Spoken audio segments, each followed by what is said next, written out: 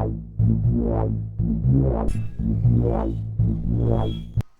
there, today I wanted to talk to you about appearing or conforming to the current Google Web Standards when you start a new website. You can do it with an existing website, but a lot of times it's not as easy as it is to just start over and do it with a new site, especially if you're a small business. Um, and for my example today, I want to use this website, which is a brand new one I just built for a company called Todd Fisher Construction, which is here in Pennsylvania. They're a small construction company. They do log homes as well as traditional homes, and it's not a really big site.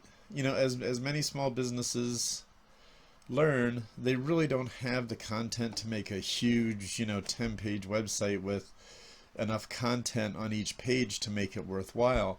And as part of what I've been doing, I've been sort of looking at all the things that are unnecessary on websites and trying to just get rid of them and concentrate things into what's going to be the best represented in terms of what Google expects to see with their search engine, and also what's better in respect to user experience, what's going to give people the information that they're probably looking for when they come to the site in the easiest way for them to utilize that information. So I basically eliminated the contact us page because they were always sort of useless, especially in search engine optimization terms, because there was always so little content there. I mean, I've seen stories, how companies creatively made a really fleshed out contact us page, but they're not really necessary.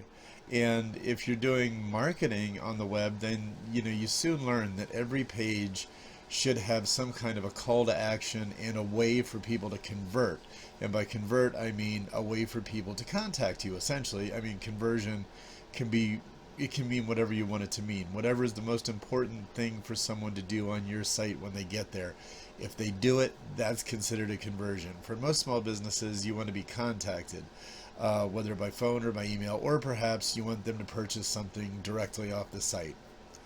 For a construction company, it's usually a contact. You want to have the leads, essentially. You want to have a phone call, you want to have an email address, some way for people to let you know that they're interested in your service, and to give you a way to contact them or for them to contact you. So a conversion, a contact is going to be either an email or a phone call, and that's what we concentrate on. So I took that and I made it possible for people to contact the company from every page on the site. That way you totally don't need a contact us page anymore. So if you notice, this has a big header image. It's a full width site. It's a pretty modern site. There's only a select number of pages, but the pages that it has communicates what the company needs people to know and gives them the resources they need to have in order to take the next step and contact them. The homepage features a picture of the owner and his family, and this is the owner up here too, actually, with some clients. The About Us page is eliminated and concentrated into the home page, because when you get to the home page of a site, you want to learn about the company and the products. So it starts out with what might have been the About Us page and talks about the company and the owner, and then comes down and talks about their product. This is not their only product. They build regular houses as well as log homes, but this is kind of focused on the log home portion of their business. And then down at the bottom, which will be on every page, we have a nice little Google Maps, so they can easily get directions to the business, contact information for the business by mail, phone, fax, and email. And I've also kind of, for the most part, unless the customer specifically wants them or needs them to get the kind of information they want, I've eliminated forms. In this case, there's just an email link which clicks, opens the visitor's email, and they can send a message. I realize that doesn't work for every company, but it's nice and clean and simple, and it makes the site faster. And today, speed is very important, because Google has decided that the web is a mobile first place, and that's supported by data. More searches now are done on mobile devices than any other kind of device, so therefore everything on the web should be designed for mobile. or most everything. Some things people just don't view on mobile devices, but you know, for the most part, if you're a small business and you have a specific physical location, a lot of people are going to be looking for your location and your products and you on mobile devices. So that's why it's important, and we'll get to that because I'm going to say I'm going to take you through the Google tests and how they relate and how this site does, which is how all the sites I build do. When possible. Sometimes, you know, there's certain requirements of the site that make it really difficult to score well, and sometimes people just make decisions that make it difficult for some pages to score well. But we'll get to that later. For now, this is the site. There's a reasonable number of pictures. There's a video embedded in the page so that people can learn more through a video, and contact information in a handy menu. And here is the little conversion thing where you can click to call, which I think is also very important, especially for mobile visitors. They can just tap to call on their screen, and an email launching button there. Okay, so now, and also this site is just basically hosted by GoDaddy on shared hosting, the cheapest plan they have, and it's a good example because a lot of times people say, oh, well, you can't really do well on shared hosting. You can't pass the Google tests on shared hosting. And the thing is, yes, you can. You have to know what you're doing when you build the site in order to do that and eliminate unnecessary stuff and stuff that puts code in that the site doesn't need and things like that to score well on the tests. But you can do it even a site like this that's shared on that's hosted on GoDaddy shared hosting or any hosting provider.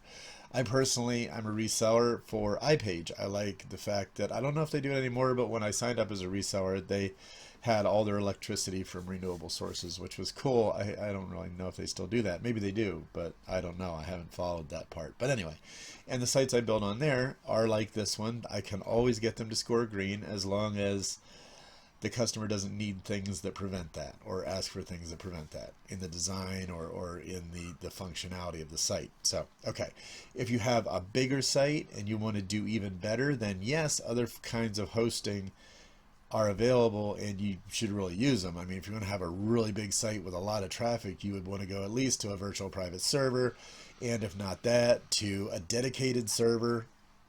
And you could also look at cloud hosting, but personally, I think most companies don't need to go to that yet, just because, you know, the costs are different and how the costs are figured are different. If you're a small business and you have a fixed budget, then one of the more traditional hosting methods is probably better for you. Okay, so we've got to, this is the site. It's pretty standard. It's, like I said, a nice modern full page design, has a couple of big images and a video and all that, because I think this is important, because other people might tell you that, oh, well, you can't have these big images on a website and all this because then it won't score well on the Google tests. And, you know, if there's other things holding it down, yeah, that's true. But like I said, shared hosting, really simple thing, and we can pass the Google tests. Okay, now, so we got that down. First test I want to look at is the page speed test. Now, if you use the new version of Google Test, like when you do a search and you get that box that comes up saying, hey, test your website, if you use that, it combines the web-friendly test with the page speed test and gives you all three results in one test. I like to do them separately, though, because it's easier for me to see the data and to know what I'm working on. So we're going to do the page speed insights test for Todd Fisher Construction, which is the one we were just looking at, of course, and we'll analyze. Alrighty, and here we go. As you see, there's a 91 of 100 in mobile friendliness, or mobile, the mobile side of the page speed insights test, and a 94 of 100 on the desktop side. And still, it's hard to get everything 100% perfect. So I tried to get green in all scores: green in mobile, green in desktop, and green in mobile friendliness. And once it's to that point, I think you're as good as you need to be and better than probably 99% of the other websites out there. Because remember, you can use these tests on your competitors' websites as well as your own. So if you want to see how your competitor stacks up to you, run these tests on their sites. And there's a lot of other factors that go into it. Sort of, I mean, the age of the domain.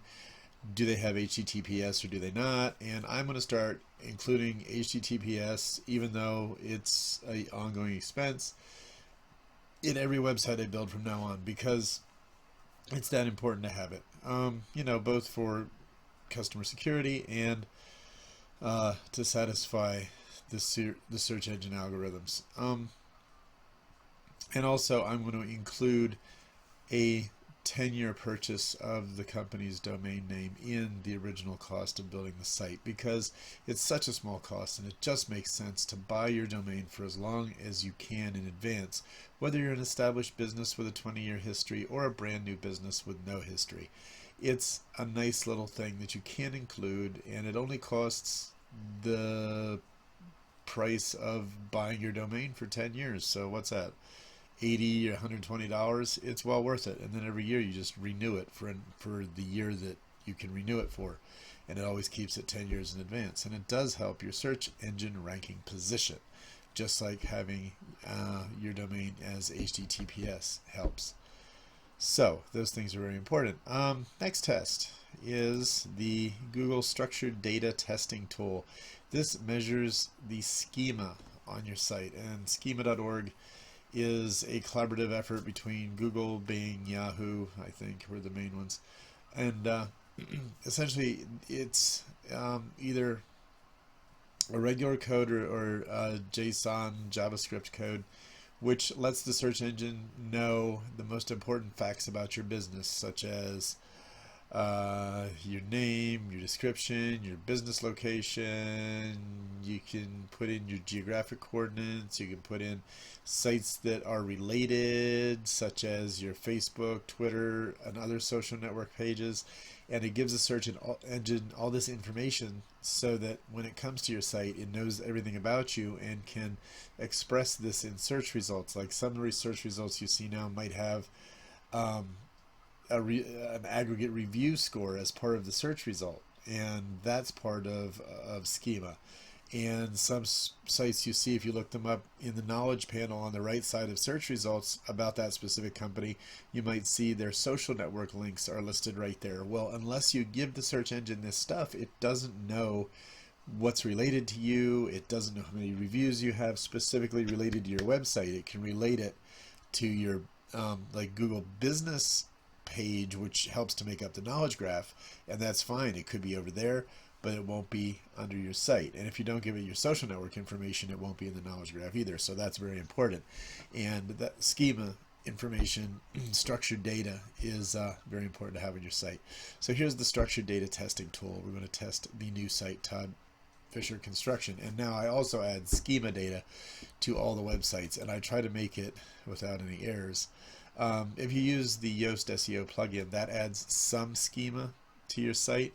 Just basically it adds schema pertinent to it being a website and an organization. It adds basic schema. I add more schema. As you see, this is listed as a home and construction business. It finds H-entry schema, organization schema, which is from from Yoast SEO, website schema, which is from Yoast SEO, and the home and construction business. It tells the search engine exactly what kind of business you have.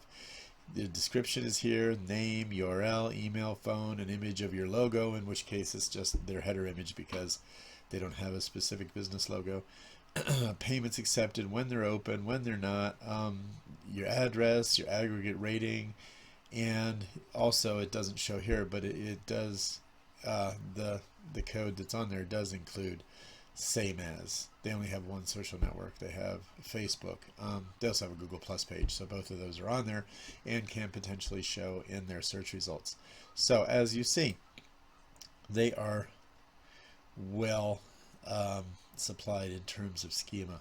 And the last test is just the Google mobile friendly test, which like I said is now actually, if you use their new mobile friendly test, it includes the PageSpeed Insights results as well as the mobile friendly results. But this is the basic mobile friendly test. We'll do the other one here real quick, just so you can see it in combination. So here it is analyzing the Todd Fisher construction site as, there we go, aha, the page is mobile friendly, so it's green here too. So if we look up the Google mobile friendly test,